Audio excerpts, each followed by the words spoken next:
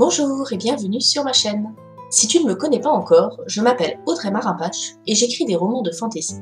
J'ai également créé un jeu de rôle inspiré de l'univers de ma première trilogie, L'Éclat et l'Ombre. Dans cette vidéo, je vais te donner 5 conseils pour créer un bon méchant dans ton roman. C'est parti!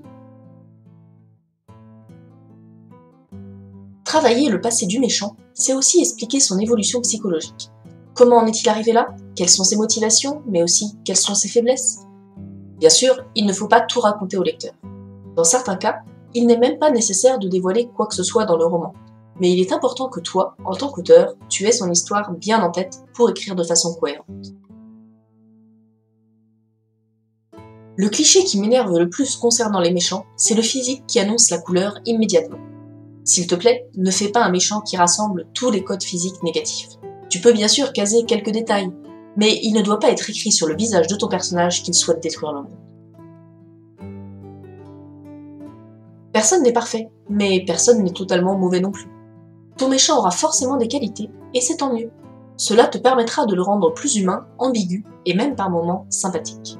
On dit souvent que les gens ont les défauts de leurs qualités. Ce conseil s'applique aussi bien aux héros qu'aux méchants.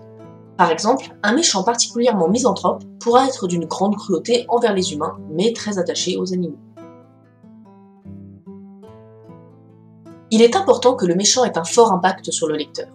Ça peut bien sûr être en l'irritant, en le dégoûtant, en l'horrifiant, mais je trouve que c'est encore plus intéressant lorsque le méchant devient sympathique et que cela provoque un vrai dilemme moral chez le lecteur. Le meilleur exemple à mon sens, le personnage d'Alex dans Orange Mécanique.